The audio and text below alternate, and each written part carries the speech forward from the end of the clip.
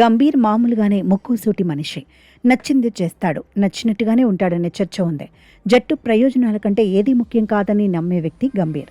ఏదైనా విషయం నచ్చకపోతే నిర్మోహమాటంగా మొహం మీదే బౌన్సర్ సంధించినట్టుగా గౌతి మాట తీరు ఉంటుందంటారు.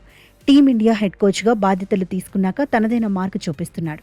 స్టార్ కల్చర్ కంటే జట్టుగా రాణించటమే కీలకం అన్నట్టుగా మాట్లాడిన సందర్భాలున్నాయి.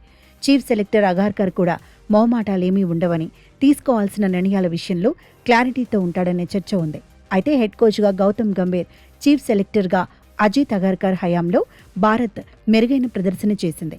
ఛాంపియన్స్ ట్రోఫీతో పాటు T20 వరల్డ్ కప్ను సొంతం చేసుకుంది.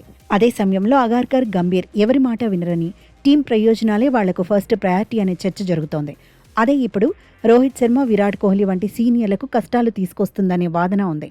నిజానికి మొన్నటికి మొన్న భారత జట్టుకు సూర్యకుమార్ యాదవ్ T20 వరల్డ్ కప్ను అందించాడు. బ్యాక్ టు బ్యాక్ కప్పులు గెలవడంలో కీలకంగా నిలిచాడు. కెప్టెన్ అయ్యాక వ్యక్తిగత ప్రదర్శన మాత్రం గొప్పగా లేదు. కెప్టెన్గా మాత్రం ఒక్క సిరీస్ కూడా ఓడిపోలేదు. పైగా స్వదేశంలో ఒత్తిడిని ఎదుర్కొని కప్ను భారత్ ఖాతాలో వేశాడు.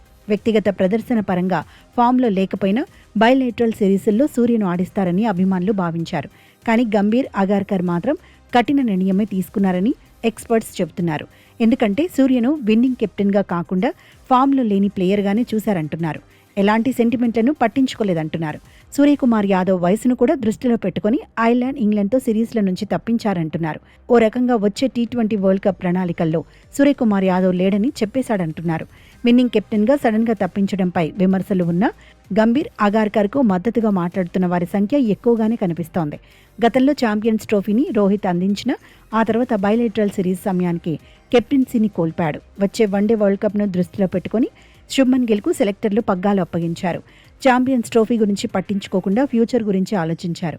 రోహిత్ అయినా, సూర్య అయినా టీం ప్రయోజనాలే ముఖ్యమని గంభీర్, అగార్కర్ బ్యాచ్ చెబుతోందని చర్చ జరుగుతోంది.